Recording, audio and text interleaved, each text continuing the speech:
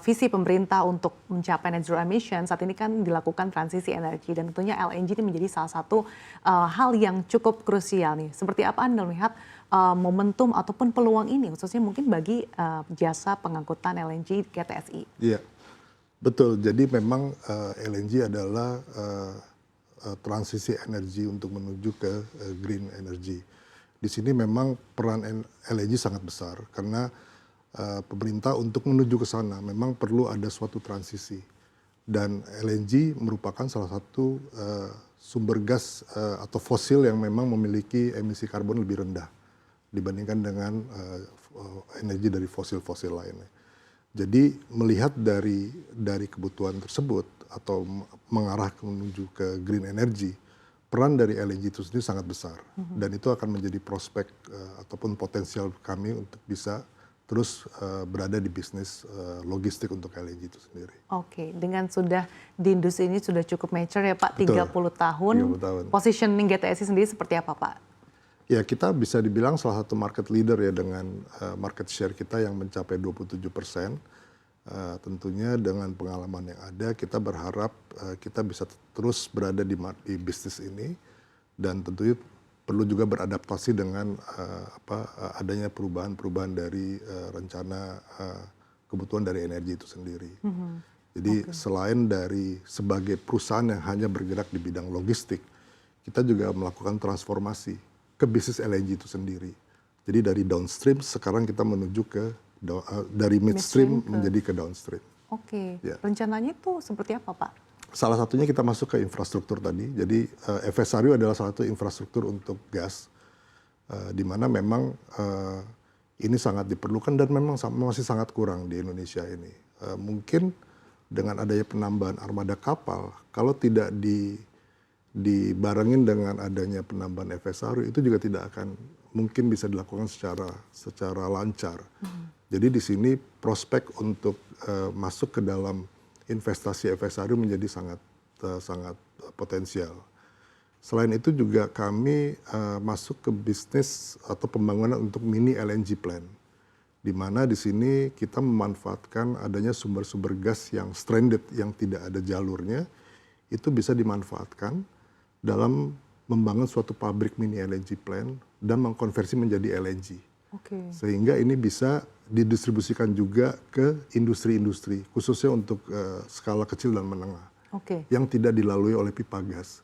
Sehingga kebutuhan gasnya mereka itu bisa kita pasok dari mini LNG plant ini. Oke, artinya di tahun 2020 ini akan ada transformasi tadi, diversifikasi ya Pak, dari midstream, logistik, betul, kemudian downstream sama mini LNG ini. Betul. Itu targetnya di semester atau kuartal berapa Pak? Sebenarnya kalau untuk yang FSRU memang kita sudah memiliki exposure, dan memang di tahun ini kita ada beberapa prospek, bahkan ada satu proses tender yang kita sudah ikut. Juga ada beberapa potensial FSRU yang kita sedang targetkan. Kemudian untuk mini LNG plant itu juga kita baru start di tahun ini. Kita ada rencana untuk mungkin mengambil satu proyek di Jawa. Dan ini juga sebenarnya semata-mata juga untuk mendukung bisnis kami yang sekarang sudah masuk ke retail.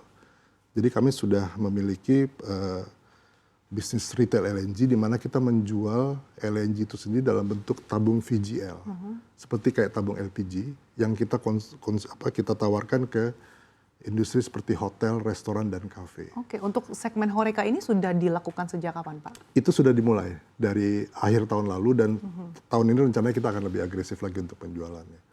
Untuk trialnya kita coba di DKI Jakarta dulu sementara. DKI Jakarta nanti akan semakin diperluas. Betul. Artinya dengan berbagai diversifikasi bisnis ini akan semakin memperkokoh lagi ya Pak, dari kinerja GTSI di 2026 ini. Ya, nah kalau misalkan berbicara soal core bisnis tadi kan terkait dengan jasa pengangkutan LNG ya Pak ya. Dan juga tadi sempat di-mention terkait dengan bagaimana GTSI cukup kuat dalam hal shipping management. Nah ini boleh Pak dijelaskan seperti apa Pak?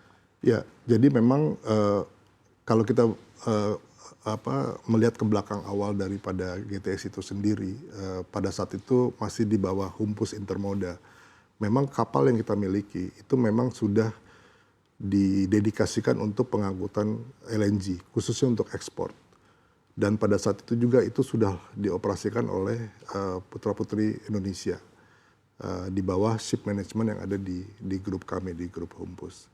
Jadi memang perjalanan sudah cukup panjang dan dari sisi crewing, pendidikan, training, sertifikasi itu mereka sudah memiliki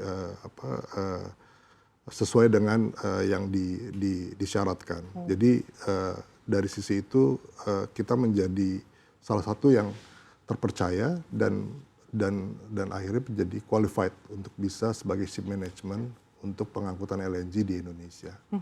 Artinya dengan berbagai transformasi dan juga penguatan yang dilakukan, seperti apa nih Pak target kinerja GTSI di 2026, mungkin compare tuh tahun 2025?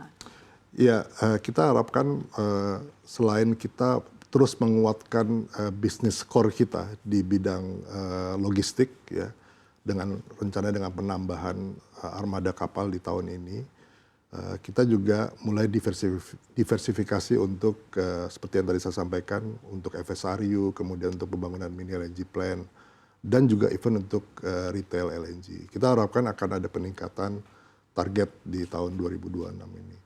Ya kita harapkan mungkin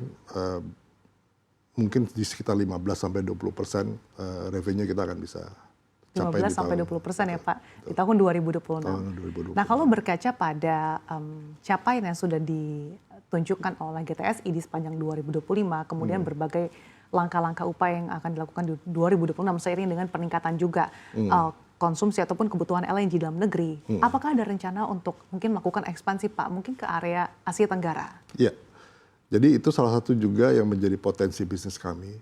Jadi selain kami juga di logistik untuk LNG itu sendiri, kami juga memiliki trading desk untuk perdagangan kargo LNG internasional. Dan itu memang kita baru bentuk di tahun lalu, dan harapan kita dengan adanya trading LNG ini, kita bisa dari sisi shipping, itu kita bisa memanfaatkan armada yang kita punya. Jadi selain bertransaksi secara trading, kita juga membantu dalam hal pengangkutan LNG itu sendiri.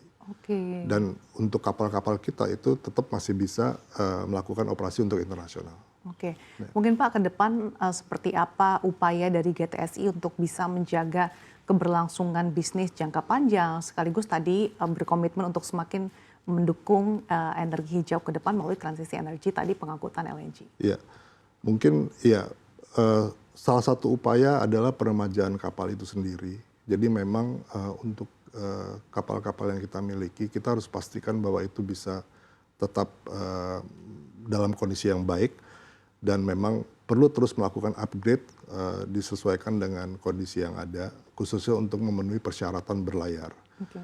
Dan juga tidak menutup kemungkinan kita melakukan peremajaan kapal. Artinya kita melakukan akuisisi kapal baru dan mengoptimalkan kapal yang sudah bisa dibilang sudah tua, itu kita bisa konversikan dalam bentuk FSRU.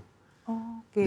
Jadi sebenarnya itu mata rantai dari kenapa kita masuk ke bisnis FSRU, karena kita bisa memanfaatkan kapal-kapal kita yang bisa sudah ada. Digunakan kembali dikonversi, ya Pak ya? Betul. Dan untuk yang baru kita bisa melakukan akuisisi baru.